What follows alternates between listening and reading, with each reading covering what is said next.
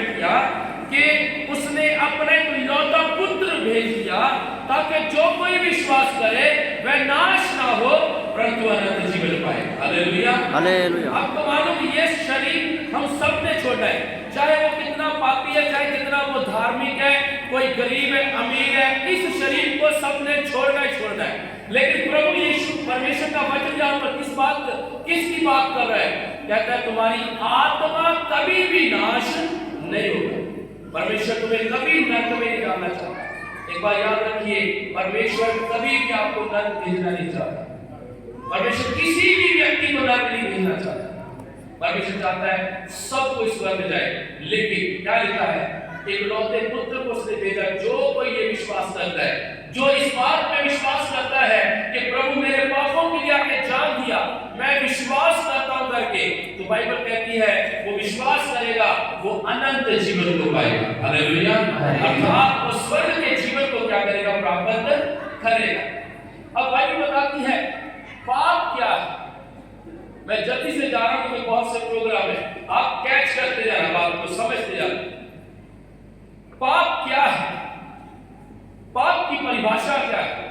पाप एक वो कर्म है जो आपको परमेश्वर से जुदा करते हैं। जुदा का माने अलग करते हैं। पाप वो एक कर्म है जो परमेश्वर की नजर में आपको गिराते हैं। पाप एक वो कर्म है जो शैतान को अपनी तरफ अट्रैक्ट करते हैं, जब खींचते हैं, दुष्ट आत्माओं को खींचते हैं, बीमारियों को खींचते हैं। पाप वो कर्म है जो परमेश्वर से आपको कोसों दूर ले जाते हैं।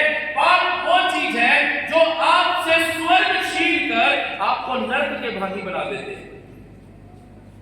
यदि हमने इस पाप को नहीं छोड़ा तो ये पाप आपको परमेश्वर की नजर में गिरा देगा, परमेश्वर से दूर कर देगा, आपको स्वर्ग की तरह नरक डाल देगा और शैतान खींचा हुआ आपकी तरफ आएगा, बीमारियां खींची हुई आपकी तरफ आ जाएगी, क्योंकि हम पाप कर रहे हैं। और पाप करना परमेश्वर का स्वभाव नहीं है, पाप शैतान का स्वभाव है। यदि मैंने पाप नहीं छोड़े तो मैं जानकर रखिए इस संसार में तो मैं नाश होगा, लेकिन मरने के बाद भी परमेश्वर कहेगा तूने मेरे विरुद्ध पाप किए हैं, जा नरक में जा। क्या हम नरक, हम सब जितने यहां बैठे हमें से कोई भी नरक नहीं जाना चाहता, तो स्वर्ग जाने के लिए पाप को छोड़ना पड़ेगा। हालेलुया।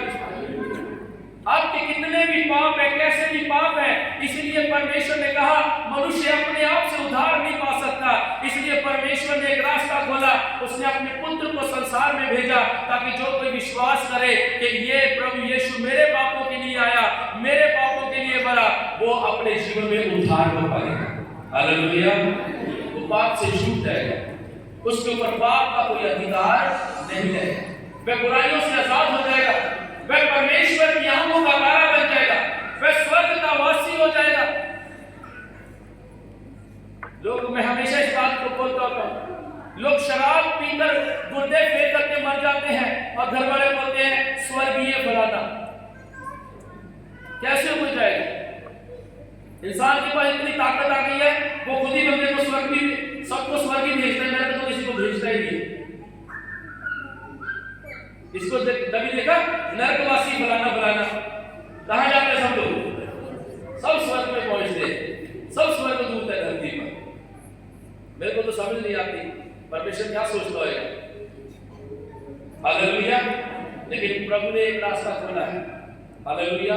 मैं एक बात बोलता हूं, यदि पापी है, यदि खुद अपने आप को धर्मी बना ले तो इंसान को परमेश्वर की जरूरत नहीं है, पर परमेश्वर की जरूरत इसलिए है कि वो व्यक्ति को क्या बना सकता है? धर्मी बना सकता है। हालेलुया।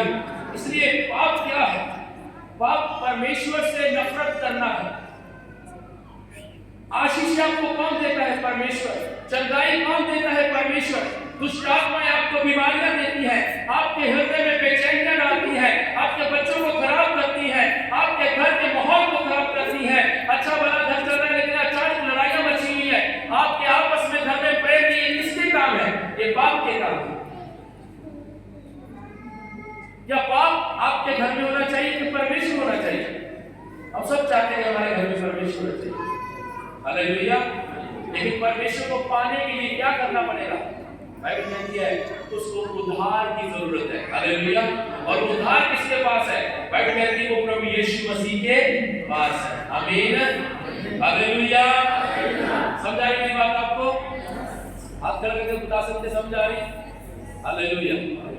प्रभु आपसे प्यार करता है, प्रभु आपसे प्यार करता है। मैं ये नहीं कहता कि दुनिया की आशीष आपके पास होनी चाहिए, सब कुछ होना चाहिए, लेकिन एक चीज ही होना चाहिए, पाप नहीं आपके जीवन में होना चाहिए, हालेलुया।